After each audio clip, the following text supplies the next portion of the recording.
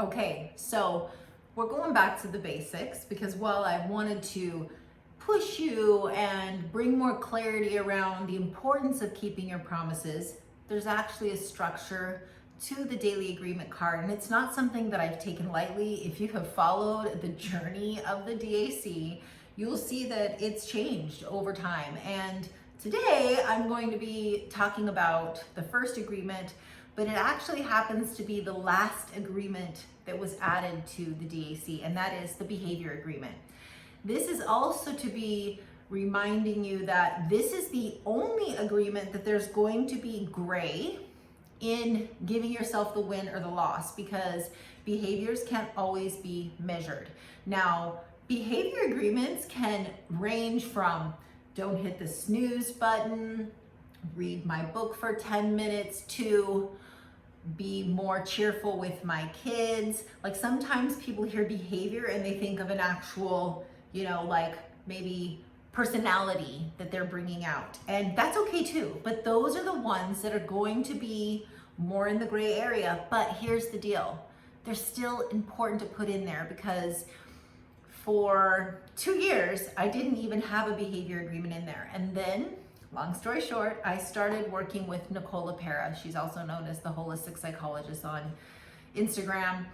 And she talked a lot about changing behaviors in us and how our brains have these pathways of where decision making has been made.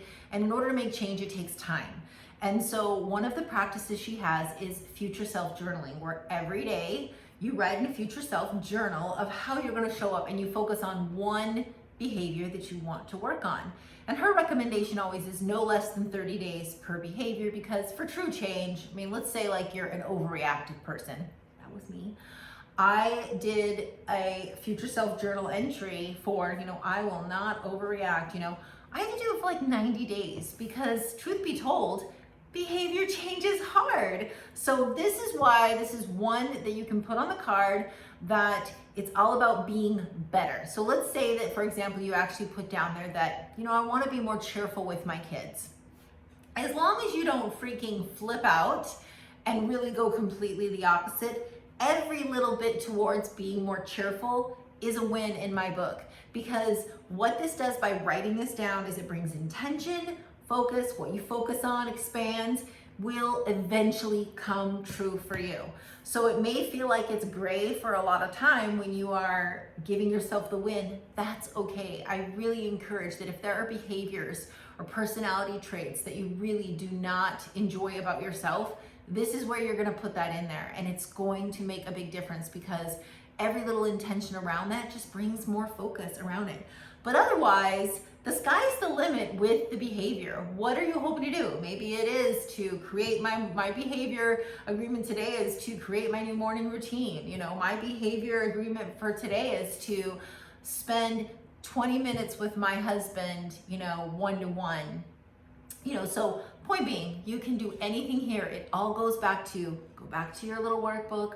Where is the inner critic? Where is the inner bitch screaming at you the loudest? For me, I was getting nagged that I just wasn't doing enough with my kids. I would go to bed at night going, man, I should have just been happier today. I should have just been more playful. When's the last time I tickled them? During that assessment, that came out. So I want you to take that seriously, because this one becomes a game changer, but keep it on that card for a while, because this is one that will take some time. All right, so there you go for behavior agreements.